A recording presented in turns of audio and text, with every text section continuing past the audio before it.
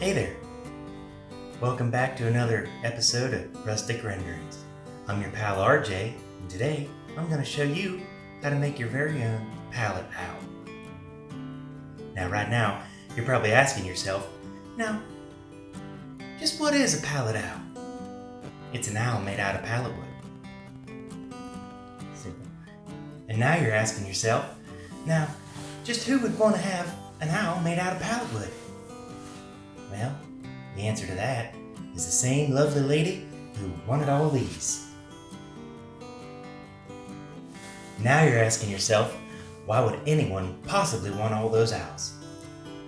That's a good question. No, seriously, I ask myself that question every day. But I'm guessing the answer is probably the same as it is to, why would a grown man want a room full of toys? The answer to that? Because they want to get off their back. Anywho, we better get to it, because this owl ain't gonna make itself. I mean, this one looks like it did, but anyway, let's get to it.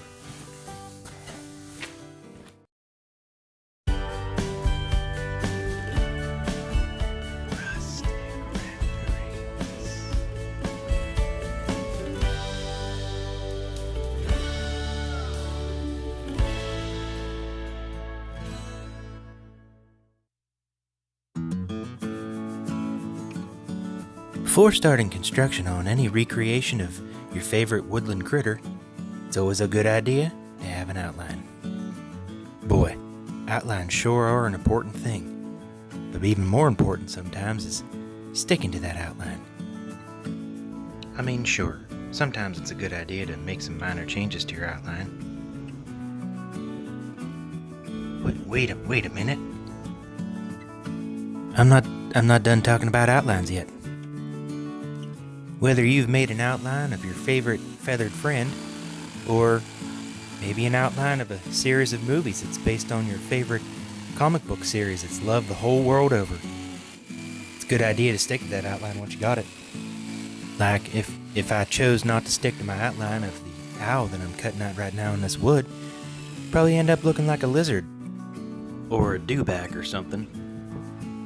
Or like if you established an outline that is littered with twists and certain foreshadowings that would pay off in a later movie, only to scrap those ideas, you'd end up with an unfocused plot, a bunch of dull characters, and complete tonal mismatch. You know what would help with that? Sticking to your outline.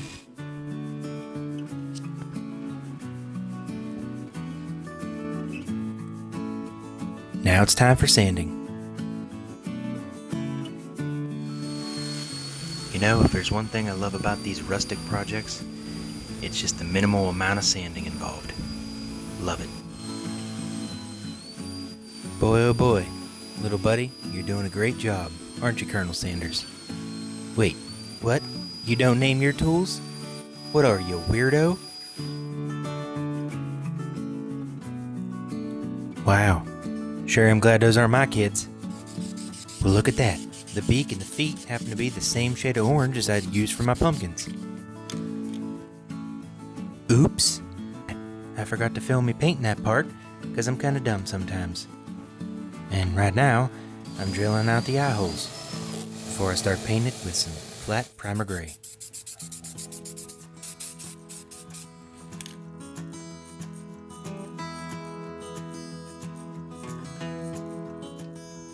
Just like someone who owes the mob a lot of money, this little fella's in need of a back brace. And to do that, it's always a good idea to pre-drill your boards and then just apply your screws as necessary.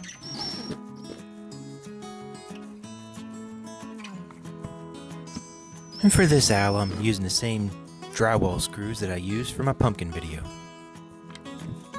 And yes, once again, I realize this isn't drywall. But nobody likes a smart aleck, so keep it to yourself.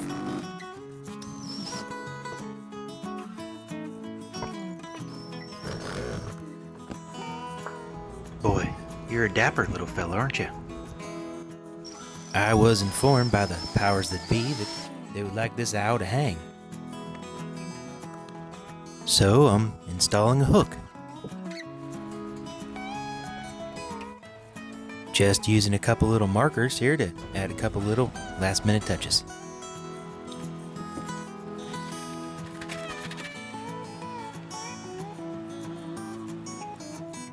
Oh, holy crap, I'm done already. Well, there you have it. And just think, in just a few easy steps, you yourself could have your very own pallet owl, or whatever other woodland creature you want. I'm Josh, or RJ. Thanks for joining me. I'll see you next time.